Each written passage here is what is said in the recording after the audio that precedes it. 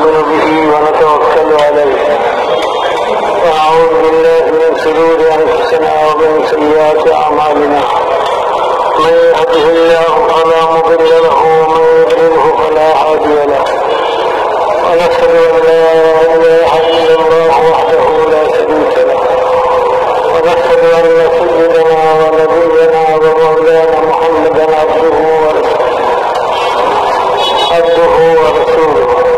أرسله بالحق بشيرا ونذيرا وداعيا إلى الله بإذنه وسراجا منيرا وصلى الله تعالى عليه وعلى آله وأصحابه وبارك وسلم تسليما كثيرا كثيرا.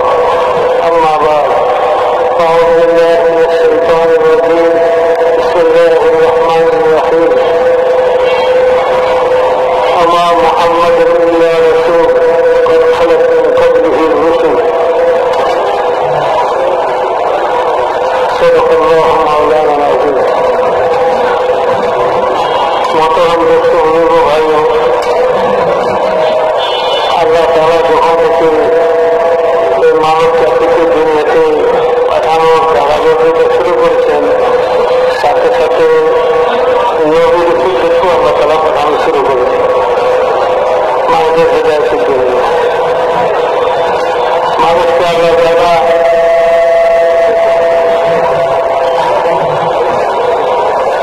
অঙ্গ প্রত্যঙ্গ দিয়েছেন, শরীর দিয়েছেন, আর মানুষকে কিছু অঙ্গ প্রত্যঙ্গ বিশেষ ইনপুট দিয়েছে, যেগুলো দিয়ে মানুষ বিভিন্ন জিনিসের স্বাদ গ্রহণ করে দেখে এবং নিজের ভিতরে আবেগকে প্রকাশ করতে পারে, শুনে চিন্তা করতে পারে, যাকে আমরা পঞ্চেন্দ্রিয় বলি। নাক, কান, চোখ, জিহ্বা, ত্বক, এগুলো দিয়ে মানুষ অনুভব করে অনেক জিনিসকে। জিহ্বা দিয়ে স্বাদ অনুভব করে, চোখ দিয়ে দেখে, হাত দিয়ে ধরে, পা দিয়ে চলে, ব্রেন দিয়ে চিন্তা করে মানুষ। কিন্তু এগুলো এক সীমা পর্যন্ত চলে। এগুলো সবগুলো শক্তি, সামর্থ্য একটা সীমা পর্যন্ত, এক সীমা করে এগুলো চলে না। চোখ একটা সীমা পর্যন্ত দেখে, এরপরে আটকে দেখে না। কান এক সীমা পর্যন্ত শুনে, অনেক দূরত্ব হয়ে যায় তো আর কিছু শুনে না। কান, দিমাগ, ব্রেন এক সীমা পর্যন্ত চিন্তা করতে পারে, এর বাইরে সে চিন্তা করতে পারে না।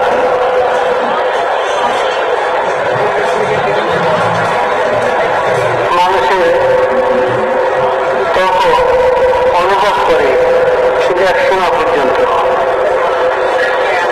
এরপরে এই জাহিরি অঙ্গ প্রত্যঙ্গের শক্তি নিঃশেষ হয়ে যায়, সে আর পারে না। তখন আল্লাহ তাআলা মানুষকে একটা জিনিস দিয়েছেন, বুদ্ধি, বিবেক, জ্ঞান। তখন সে তার জ্ঞান দিয়ে, বুদ্ধি দিয়ে, বিবেক দিয়ে আরো আগে যাওয়ার চেষ্টা করে। সেটাও এক সীমা পর্যন্ত গিয়ে আর চলে না। এক সীমা পর্যন্ত গিয়ে সেটাও আর চলে না।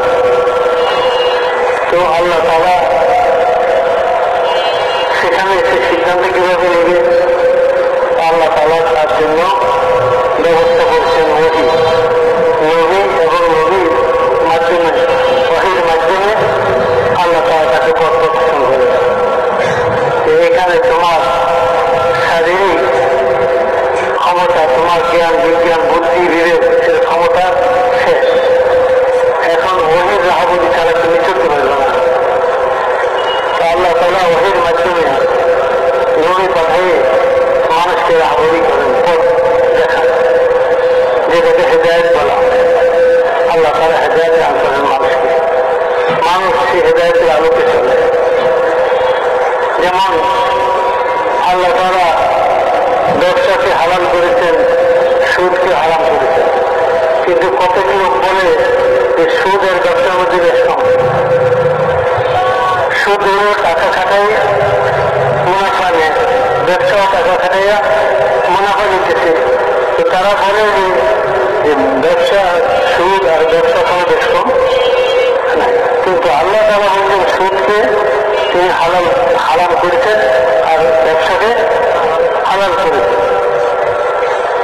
এখানে চলতে হবে ওহির আলোকে, এখানে নিজের জ্ঞান বুদ্ধিকে খাটালে চলবে না। আল্লাহ তাআলা যখন থেকে মানুষকে দুনিয়াতে পাঠাচ্ছেন, মানুষের রাবড়ি আর মানুষকে প্রদর্শন করার জন্য আল্লাহ নবী ও রাসূলদেরকে পাঠাইছেন এবং আসমানি এলেম আল্লাহ তাআলা নবীদের মাধ্যমে অবতীর্ণ করেছেন, মানুষকে পথ দেখাইছেন। যদি আল্লাহ তাআলা মানুষের জন্য নবী না পাঠাইতেন, আসমান থেকে কিতাব অবতীর্ণ না করতেন, ওহির দ্বারা সহযোগিতা না করতেন, তাহলে মানুষ গোমরা হয়ে যেত, মানুষ পথভ্রষ্ট হয়ে যেত। প্রত্যেক যুগেই যখন ওহির সিলসিলা আমার কাছে হয়ে গেছে, বন্ধ হয়ে গেছে, ওহির ধারাবাহিকতা এবং নবীর দাওয়াতের মেহনত যখন বন্ধ হয়ে গেছে, তো মানুষ গোমরা হয়ে গেছে, পথভ্রষ্ট হয়ে গেছে। আবার আল্লাহ তাআলা তাদেরকে পথে যাওয়ার জন্য নবী পাঠিয়েছেন, রাসূলদেরকে পাঠিয়েছেন, আসমান থেকে কিতাব অবতীর্ণ করেছেন, ইলম অবতীর্ণ করেছেন। নবীরা মানুষকে আল্লাহ তাআলা পরিচয় দিয়েছেন, আল্লাহর দিকে দাওয়াত দিয়েছেন এবং আখিরাতের জিন্দেগি মানুষের সামনে স্পষ্ট করেছেন এবং মানুষকে আল্লাহ পাকের ওয়াহদানিয়তের দিকে, আল্লাহ তাআলার ইবাদত ও বন্দেগীর দিকে দাওয়াত দিয়েছেন এবং স্পষ্ট করেছেন, হে লোকেরা, আল্লাহ ছাড়া কোনো মাবুদ নেই, আল্লাহ ছাড়া ইবাদতে উপযুক্ত কেউ নাই। আল্লাহ একক এবং মহান সত্তাকেই, তার সত্তার সাথে কোনো শরীক নাই, তার সিফাত ও গুণাবলীর মধ্যেও কোনো শরীক নয়। যেমন তার জাতের সাথে কারো শরীক, তার জাতের মধ্যে কোনো শরীক নেই, তিনি ওয়াহদাহু লা শারীকা লাহু, এমনিভাবে গুণাবলীর দিক দিয়ে তিনি ওয়াহদাহু লা শারীকা লাহু, তিনি একক সত্তা। তোমরা আল্লাহর সাথে কাউকে শরীক করিও না, লা তুশরিকু বিল্লাহি শাইআ, আল্লাহর সাথে কাউকে শরীক করিও না। তোমরা আল্লাহর ইবাদত করো, আল্লাহর বান্দা হিসেবে জীবনযাপন করো, আল্লাহর বান্দাদের সাথে জীবনযাপন করো, যেভাবে আল্লাহ তাআলা জিন্দগি যাপন করার জন্য বলেন সেভাবে জিন্দগি যাপন করো। আর সেটা তোমরা নিজেদের বুদ্ধি বিবেক দিয়ে ঠিক করতে পারবে না, সেটা ওহির আলোকে করতে হবে। এই জন্য আল্লাহ তাআলা আমাদেরকে নবী বানায় পাঠাইছেন, আসমান থেকে আল্লাহ তাআলা আমাদেরকে এলেম দিয়েছে, আমাদের এলেম অবতীর্ণ করেছেন, সে এলেমের আলোকে আমরা তোমাদেরকে ওই জিন্দগি শিক্ষা দিচ্ছি। তো আমাদের অনুকরণে ওই জিন্দগি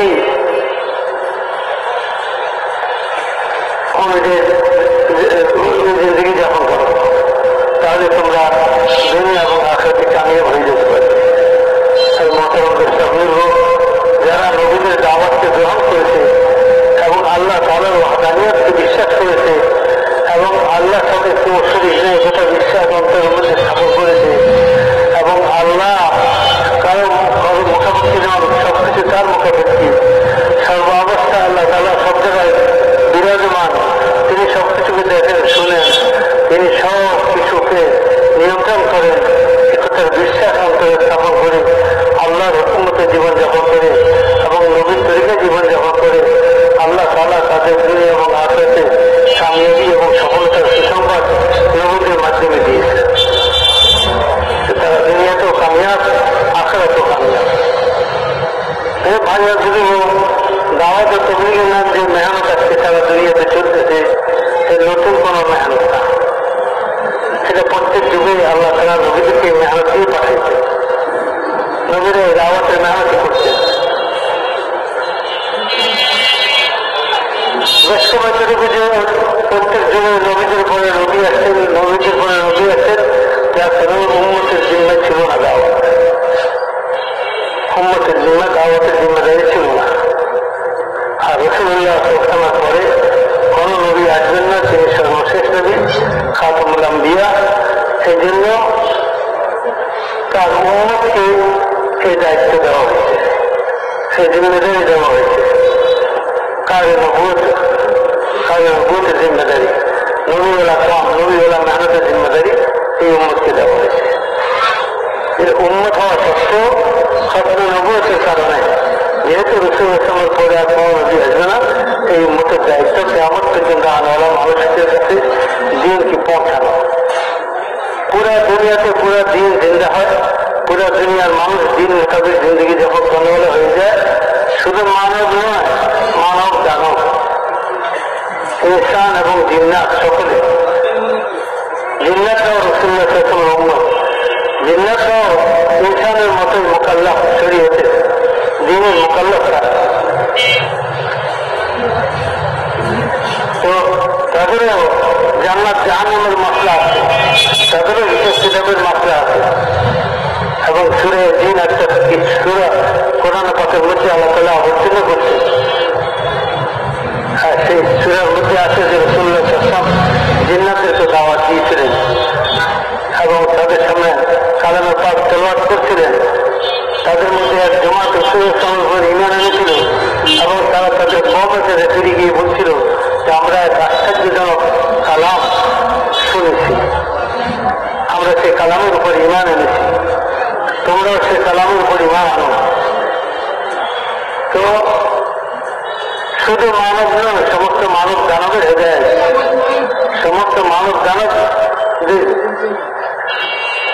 মধ্যে ঈমান জিন্দা হয়, আমল জিন্দা হয়, দিন জিন্দা হয়। এই ফিকির নিয়ে রাসূলুল্লাহ সাল্লাল্লাহু আলাইহি ওয়াসাল্লাম দুনিয়াতে আসছেন। কুল ইয়া আইয়ুহান নাস ইন্নী রাসূলুল্লাহ ইলাইকুম জামিয়া, হে মুহাম্মদ সাল্লাল্লাহু আলাইহি ওয়াসাল্লাম আপনি বলুন, হে तमाम দুনিয়ার মানব জাতি শোনো, আমি তোমাদের সকলের প্রতি আল্লাহর পক্ষ থেকে প্রেরিত হয়েছি। হাদিসে পাকের মধ্যে আছে রাসূল ফরমান লা নবিয়্যা বাদি, আমার পরে কোন নবী নাই। এখন দোষটা বুঝবো উম্মতের কাছে মানব জিন্দিগিতে দিন আসার মাধ্যমে হলো দাওয়াত। মাধ্যম কি হয়? দাওয়াত হলো মাধ্যম। প্রত্যেক নবী দাওয়াতের মেহনত করেছেন, আর নবীর মেহনতের ফল মানুষ ঈমান পেয়েছে, হেদায়েত পেয়েছে।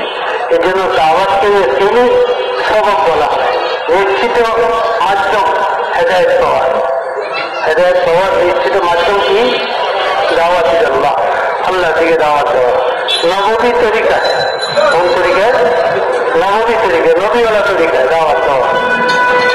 আল্লাহ তাআলা নবীদেরকে প্রত্যেক জামানায় দাওয়াতের জন্য বাছাই করতেন এবং তাদের আল্লাহ তাআলা তরবিয়ত করতেন, প্রশিক্ষণ দিতেন এবং তাদেরকে মানুষের কাছে পাঠাইতেন। ইন্না আরসালনা নূহান ইলা কওমিহি আন আনজির কওমাকা মিন ক্বাবলি আন ইয়াতিয়াহুম আযাবুন আলীম, আমি নূহকে তার কওমের কাছে পাঠাইছি যে তুমি তোমার কওমকে দাওয়াত দাও, আমার আযাবের ভয় দেখাও, আর তাদেরকে বলো তারা যে আপনার অনুসরণ করে, আল্লাহর ইতাআত করে, আপনার ইতাআত করে, এটা তাদেরকে বলুন। তো আল্লাহ তাআলা প্রত্যেক দিনে নবীদেরকে দাওয়াতের মেহনত দিয়ে পাঠাতেন। নবী যখন আসতেন তখন মানুষের হাল ছিল যে মানুষ গুমরাহির মধ্যে ডুবন্ত অবস্থায়, না আল্লাহকে জানতো, না আখিরাতকে জানতো, না জিন্দেগির মাকসাদ ও উদ্দেশ্যকে বুঝতো। দুনিয়ার খায়সাত আর দুনিয়ার চাহিদা, দুনিয়ার টাকা করা, দুনিয়ার জিন্দেগির জরুরত করা হয়ে যাওয়া, এগুলো তাদের জিন্দেগির মাকসাদ ছিল, উদ্দেশ্য ছিল। হাইওয়ান জানোয়ারের মতো, গরু হাঁস মুরগির মতো, যেরকম এই সমস্ত জীবজন্তুগুলোর জিন্দেগির মাকসাদ খাওয়া আর জীবন গুজরে দেওয়া, জিন্দেগি কাটাই দেওয়া। হেদায়েত যখন থাকে না, নবীওয়ালা মেহনত যখন বন্ধ হয়ে যায়, দাওয়াতের মেহনত যখন বন্ধ হয়ে যায়, তো হেদায়েত মিটে যায়, দিন মিটে যায়, হেদায়েত মিটে যায়, মানুষ গুমরা হয়ে যায়, পথভ্রষ্ট হয়ে যায়। তখন মানুষের জিন্দেগি আর হাইওয়ানের জিন্দেগির মধ্যে কোনো পার্থক্য থাকে না। হাইওয়ান জীবজন্তু তারাও যেরকম খাওয়া দাওয়া খাইট পুরা থাকে, জীবনের একমাত্র উদ্দেশ্য বানায় চলে। মানুষও জীবজন্তুর সাথে বরং আল্লাহ তাআলা বলছে তারা জীবজন্তুর সাথে নিকৃষ্ট হয়ে যায়। এর কারণ জীবজন্তু তো মাটি হয়ে যাবে, তাদেরকে আল্লাহ কিয়ামতের দিন উঠাবেন এবং তাদেরও বিচারটা হবে। তাদের মধ্যে সবল দুর্বলের উপর জুলুম করতে আল্লাহ সেটা বদলা নেওয়া দিবেন কিয়ামতের দিন। সেই বিহীন গরুটাকে শুরু করেছে, আল্লাহ কিয়ামতের দিন সিংওয়ালা সিং খতম করে দিবে, আর যার সিং ছিল তাকে সিং দিবে, বদলা নামাই দিবে। এইভাবে আল্লাহ এই সমস্ত জীবজন্তুরও জুলুম ও সীমালঙ্ঘনের বদলা নামাই দিয়ে আল্লাহ তাআলা তাদেরকে বলছেন, কোন তোরা আবার কোন তোরা আবার তোমরা সব কি হয়ে যাও, মাটি হয়ে যাও। কিন্তু এই অবস্থা যখন দেখবে মানুষ যারা হিসাবের অপেক্ষা থাকবে, উত্তপ্ত জমিন হবে, সূর্য মাথার উপরে হবে, আজকে ছায়া ছাড়া কোনো ছায়া থাকবে না, গ্রামের মধ্যে সাঁতার কাটবে, গান কোমর পরিমাণ গলা পরিমাণ গাম হবে, আসমান সূর্য মাথার উপরে এসে যাবে, কোনো ছায়া থাকবে না আজকে ছায়া ছাড়া। এই মানুষ হিসাবের অপেক্ষা করবে। এবং হাদিস পাকের মধ্যে আছে যে কোনো মানুষ তার কদম সামনে বাড়াইতে পারবে না যতক্ষণ পর্যন্ত সে 5টা বা 4টে প্রশ্নের জবাব না দিবে। আর অমৃহি কি মা আপনাও, তার জীবন সম্পর্কে জিজ্ঞেস করা হবে, জীবন কোথায় ব্যয় করেছ। আর স্বাভাবিক কি মা বলাহ, আর যৌবন সম্পর্কে জিজ্ঞেস করা হবে, যৌবন কোথায় লাগিয়েছ। আর মাল ইউনিয়নে একটা সবাহ, আর মাল সম্পর্কে জিজ্ঞেস করে মাল কোন কোথায় করেছিলাম, হালাল পথে না হারাম পথে, জায়েজ পথে না নাজায়েজ পথে, আল্লাহ হুকুম হতো না আল্লাহ নাফরমানির সাথে, আল্লাহ জিজ্ঞেস করবেন তাকে, জবাব দিতে হবে।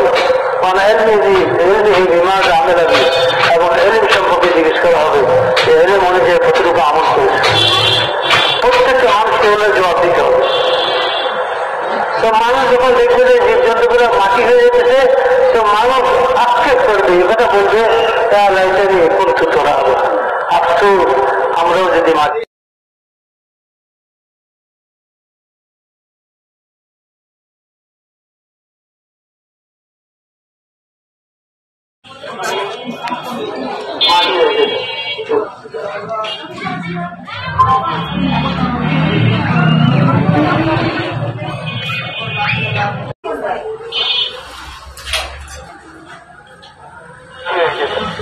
মানুষ মাটি হবে না, মানুষ এবং জীব জাতি এরা মাটি হবে না। এটার পরিণতি আল্লাহ রসুল বলছেন, আমি ওই জাতির কসম দিয়ে বলতেছি যার শব্দের কুদরতের মধ্যে আমার যা আখরাতে 2 ঠিকানার বেশি অতিরিক্ত, 3য় ঠিকানা। 2 ঠিকানা কি? জান্নাত অথবা জাহান্নাম হবে। এই জান্নাত ও জাহান্নাম আমলের পরিণতি, জান্নাত ও জাহান্নাম আমলের পরিণতি। জান্নাত আমলের মাধ্যমে যখন আল্লাহকে খুশি করানো হবে, আল্লাহকে রাজি করানো হবে, তো আল্লাহ তাআলা যাদের উপর রাজি হয়ে যাবেন তাদের জন্য মেহমান খানা বানাতে জান্নাত।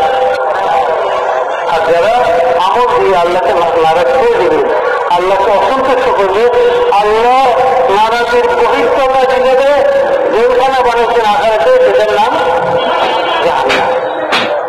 প্রচন্ড নারাজের বহিষ্করতা ছিল জাহান্নাম। আল্লাহ পাকের সর্বোচ্চ অসন্তুষ্টি, আল্লাহ পাকের সর্বোচ্চ অসন্তুষ্টির বহিষ্করতা ছিল জাহান্নাম। অনেক দূর থেকে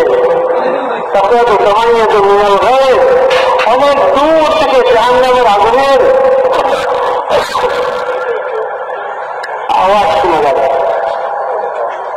যেরকম সমুদ্রের ঢেউয়ের আওয়াজ শোনা যায় অনেক দূর থেকে। সমুদ্রের ঢেউয়ের আওয়াজ শোনা যায় অনেক দূর থেকে, যে পাহাড়ের মতো ঢেউগুলো আছে আশ্রয় করতেছে, এরা আওয়াজ যেরকম মাইলকে মাইল ধরে হচ্ছে জাহান্নামের আগুনের প্রচন্ড আওয়াজ শত শত বছরের দূর থেকে শোনা যাবে।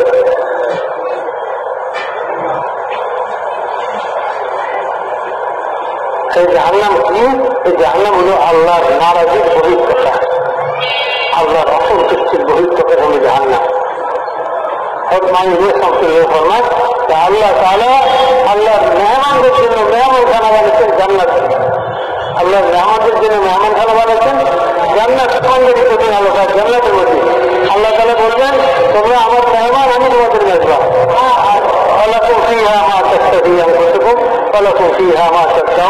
তোমরা যা চাই না অন্তরে কল্পনা করবে, মুখে বলবে, সবটা তোমাদেরকে দেওয়া হবে।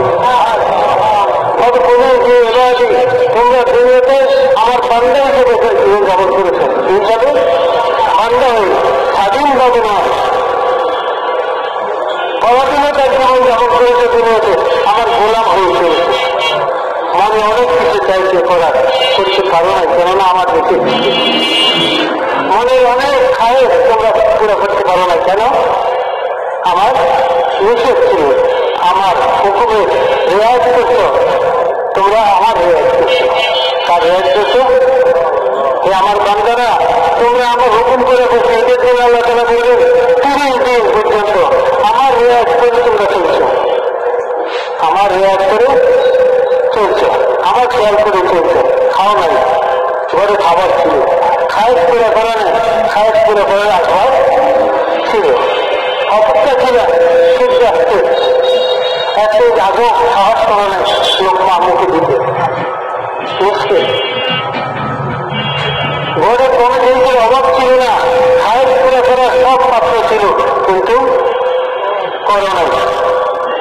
বান্দা হয়েছিলেন যখন বান্দা হয়ে আমি তোমাকে সন্তুষ্ট হয়ে গেছি, তুমি আমার রেয়াজ করে দুনিয়া জীবন যখন বসে আসো, আখেরাতে আমি তোমার রেয়াজ করে সব কিছু দিব, তুমি যা বলবে তাই করে দেবো।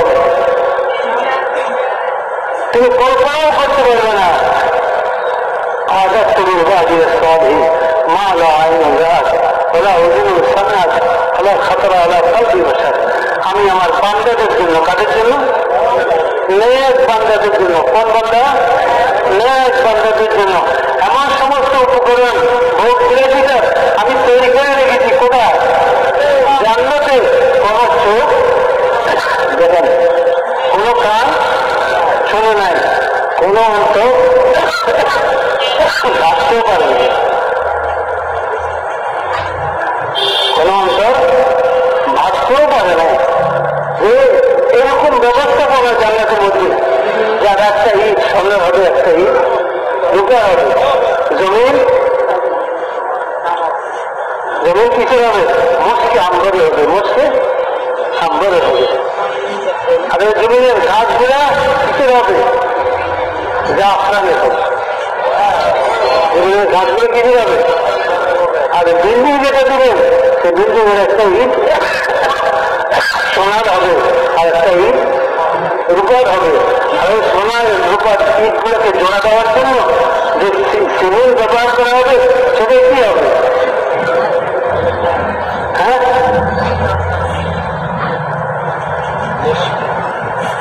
সেটা মনে মুক্তা হবে। রাস্তারিটা কি হবে? মনে মুক্তা হবে। আর ইটগুলোকে জোড়া দিলে মুস্ক আম্বর দিয়ে আল্লাহ কিরকম খুশবুদার হবে, আর কিরকম সুন্দর হবে সে জান্নাত। আপনার একটা লোক ইমানের লাইনে সবচেয়ে নিচে শ্রেণী জাহান্নামে ঢুকছে গুনার কারণে। মুমিন ছিল কিন্তু ইমান দুর্বল ছিল। ইমান কি ছিল? দুর্বল ছিল। আর দুর্বল ইমানের কারণে নাফরমানি করেছে, গুনাহও করেছে, আল্লাহ তাআলা অনেক হুকুম লঙ্ঘনও করেছে, নবীর অনেক তরিকা লঙ্ঘনও করেছে। কিন্তু বিশ্বাস ছিল যে আল্লাহ আছে, আখিরাত আছে, কোরআন আল্লাহর কিতাব, নবীর হাদিস, এগুলো বিশ্বাসও ছিল। তবে দুর্বল ছিল সে বিশ্বাস, গুনাহ করেছে। তো গুনাহ পরিমাণ আল্লাহ যদি চান কিয়ামতের দিন তার গুনাহগুলোকে মাফ করে দিয়ে আল্লাহ বেহেশতে দিয়ে দিবেন, সেটারও ক্ষমতা আল্লাহ তাআলা রাখেন। অনেক বড় বড় গুনাহগারকে আল্লাহ কিয়ামতের দিন মাফ করে দেখাই দিবেন যে আমি কোনো আইনের অধীন নই, আমি কোনো আইনের অধীন নই, আমার উপরে কোনো আইন চলে না, আইন আমি বানাই, আমার উপর আইন প্রয়োগ করা যায় না। তাই আল্লাহ তাআলা বড় বড় গুনাহগারদেরকে মাফ করে দেন, শুধু ওইটা দেখাবার জন্য যে আল্লাহ ক্ষমতা রাখে না। আল্লাহ নিয়ম যেটা, সেটা হলো যে গুনার শাস্তি পাওয়া, গুনার শাস্তি পাওয়া, অপরাধের শাস্তি পাওয়া, এটা আল্লাহ তাআলার কানুন। একটা লোক গুনার কারণে মুমিন মুসলমান জাহান্নামে যাবে, কিন্তু বহুদিন জাহান্নামে যাওয়ার পরে সর্বশেষ জাহান্নাম থেকে তাকে বের করা হবে। সর্বশেষ লাস্ট যাত্রী এই ট্রেনের আর কোনো যাত্রী না, এই শেষ যাত্রী উঠবে। তাদের জাহান্নাম থেকে বের করে নিয়ে আসবে, হায়াতের পানিতে গোসল করানো হবে, 33 বছরের যুবক হবে, ঈশ্বর আসলামের বয়স, আদম আসলামের মতো 60-70 ফুট লম্বা হবে, ঈশ্বর আসলামের মতো সৌন্দর্য হবে, যার লোক লাবণ্য সৌন্দর্য দেখে ঈশ্বরের মেয়েরা হাত কাটে গেছিল, ঘুরে এসে নদী করতে গিয়ে ঈশ্বর আসলামের দিকে তাকে ছুরি চালাচ্ছে, চোখ নামাতে পারে নাই, তো হাত কাটে বলে আল্লাহ তাআলা ইসুল ইসলামের মতো সৌন্দর্য দিবেন। দাউদ আলাইহিসসালামের মতো গলার কণ্ঠস্বর দিবে, যার গলার কণ্ঠস্বর শুনে উড়ন্ত পাখিগুলা উঠে নিয়েছে, সমুদ্রের মাছগুলা কিনে এসে যাবে, জঙ্গলের জানোয়ারগুলা আমাদের উঠতেছে, পাহাড় ঘুরে শুরু করছে। যেরকম সুন্দর বাচ্চা সুন্দর ঘোড়ায় যখন খেলা পড়ে গজল পড়ে সুন্দররা এভাবে মাথা ধুলে পাহাড়ে যাবে, ঘুরতে থাকে, তখন দাউদ আলাইহিসসালাম জবুর তেলাওয়াত শুরু করে। আল্লাহ তাআলা ওইরকম কণ্ঠস্বর দিবে জান্নাত থেকে, ওকে এরকম কণ্ঠস্বর দিবেন। আল্লাহ বললেন যাও আমার জান্নাতে দাখিল হয়ে যাও, কিন্তু তার মনের মধ্যে একটা হীনমূল্যতা কাজ করবে, সেগুলো আমি সবাই সাথে লাখ যাত্রী আমার জন্য জায়গা আছে কিনা বেরিয়েছে, আমার জন্য দিয়েছে আছে কিনা, তো যাবে কিছুদিন যাওয়ার পরে আওয়াজ শুনবে, অনেক আওয়াজ, তো ফিরে এসে আল্লাহ তাআলাকে বলবে, আলীর মধ্যে হাতে যেতে, আল্লাহ তাআলাকে বলবে যে আল্লাহ জান্নাতে তো জায়গা নেই, আমার যে আপনি পাঠালেন এখানে কি নেই, সিট নেই, খালি নেই, আমি লাখ যাচ্ছি। আল্লাহ বলছেন যাও যাও তুমি জান্নাতে যাও, আবার যাবে, আবার ফিরে যাবে, আবার বলবে আল্লাহ নাই। আল্লাহ তাআলা বলবেন তুমি দুনিয়াতে ছিল, দুনিয়ার প্রগতি সম্পর্কে তোমার জানা আছে, দুনিয়াটা কত বড়, আমি বলবো আল্লাহ কিছু তার মতো আছে, কিছু ধারণা আছে, পুরোপুরি না থাকলেও বিশাল যুগের দুনিয়া। আল্লাহ ফরমান তোমার জন্য সেই দুনিয়ার মতো 10 দুনিয়া পরিমাণ জান্নাতে তোমাকে দেওয়া হবে, 10 দুনিয়ার পরিমাণ জান্নাত তোমাকে দেওয়া হবে। এই আদনা জান্নাতি, আদনা ইমানওয়ালা। এখন বলে যে ইমানের লাইনে সবচেয়ে উন্নত আবু বকর রাদিয়াল্লাহু আনহুর মতো এই উম্মতের মধ্যে সর্বোচ্চ ইমানদার সবচেয়ে বড় ইমানওয়ালা কে ছিলেন? আবু বকর। তার জান্নাত কত বড়। তো আল্লাহ তাআলা বলেন তুমি আমার বান্দা হয়ে জীবনযাপন করো, স্বাধীন ভাবে চলিও না, অল্প কথাতে এই জিনিসটা সংশ্লিষ্ট।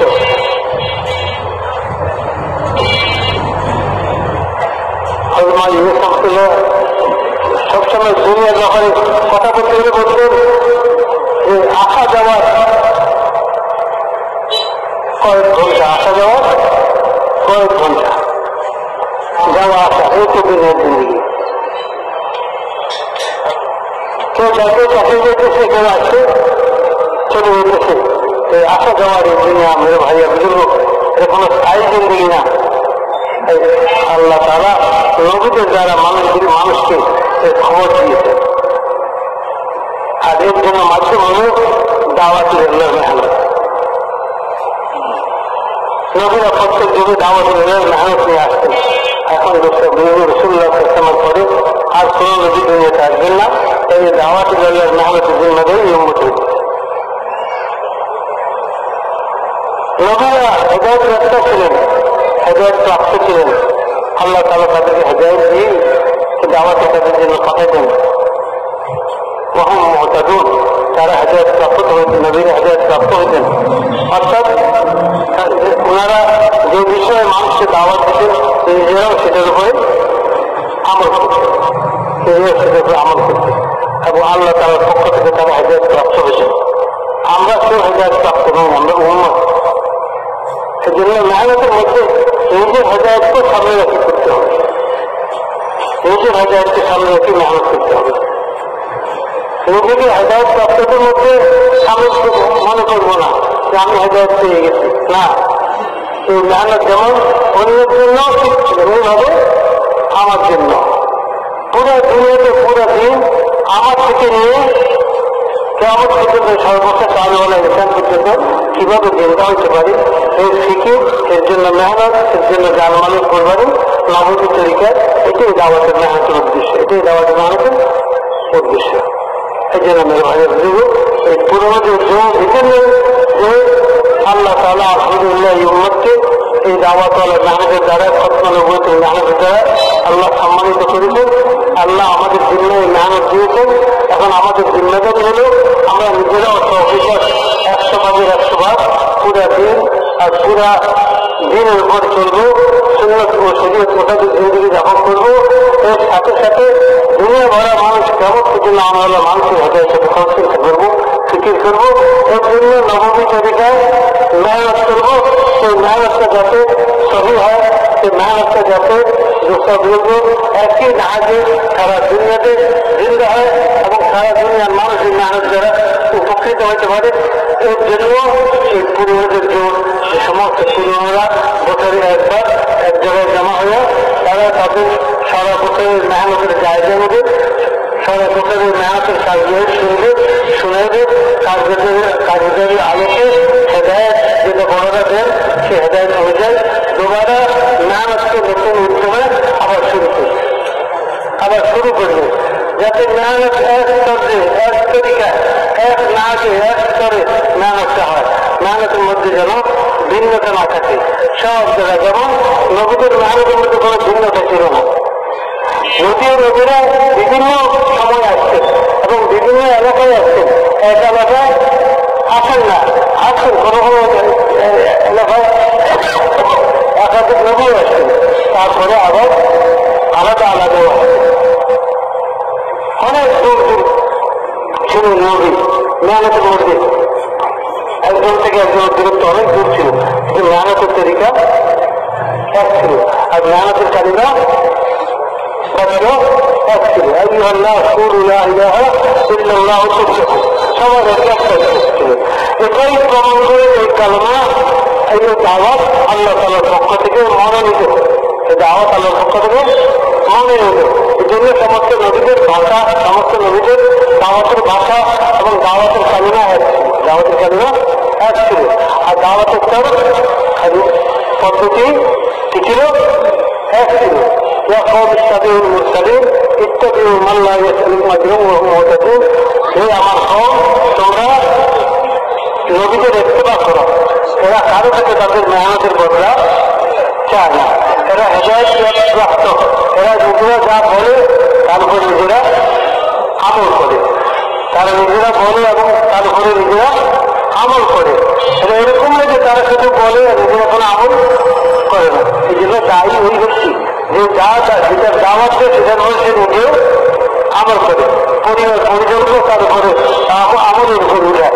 এরকম না যে নিজে দুনিয়া থেকে চলে গেল, তার নিজেরও জানাজা হয়ে গেল আর দাওয়াতের মেহনতেরও জানাজা হয়ে গেল, ঘরে আর কেউ বাকি রইল না, এরকম না হয়। বরং নিজের উপর মেহনত, নিজের পরিবার তখন না ওরা তুমি নিজেকে এবং তোমার পরিবার পরিজনকে জাহান্নামের আগুন থেকে বাঁচাও, অর্থাৎ তোমার পরিজনকেও দিন শিক্ষা দাও, নিজেও দিন শিখো, পরিবার পরিজনকেও দিন শিক্ষা দাও। মেরে ভাই অভিযোগ, আমাদের জিম্মেদারি এটা। আল্লাহ তাআলা আল্লাহ রসুলের মাধ্যমে আমাদেরকে দায়িত্ব দিয়েছেন, জিম্মেদারি দিয়েছেন। বাল্লিগু আন্নী ওয়ালাউ আয়া, আমার পক্ষ থেকে একটা কথা হলেও মানুষের কাছে পৌঁছায় দাও। যারা উপস্থিত আছো অনুপস্থিতদের কাছে পৌঁছায় দাও। قل هذه سبيلي أدعو إلى الله على بصيرة أنا ومن اتبعني وسبحان الله وما أنا من المشركين। রসুল আপনি বলেন, এই আমার রাস্তা, আমার জিম্মেদারি, আমি মানুষকে আল্লাহ থেকে দাওয়াত দিই, এ আমারও পথ, আর যারা আমাকে নবী হিসেবে বিশ্বাস করবে তাদেরও পথ এবং তাদেরও দায়িত্ব, তাদেরও জিম্মেদারি। আমরা সকলেই রসুলের সম্পর্ক করে ইমান আনছি কি আনি নেই? বিশ্বাস রাখি কি রাখি না যে তিনি আল্লাহর নবী এবং সর্বশেষ নবী? তো যখন বিশ্বাস রাখি তা আল্লাহ রসুল ফরমান, এই দাওয়াত আমারও জিম্মেদারি, তোমারও জিম্মেদারি। তুমি যদি আমার উন্নতি হয়ে থাকো তো তুমিও তোমার জিম্মেদারি মনে করি কাজটি করবে। এই জন্য সবাই তৈরি হয়েছে ভাই ইনশাআল্লাহ, জিম্মেদারি মনে করি এই কাজটি করবে, কাজের টাকা পুরা করবো।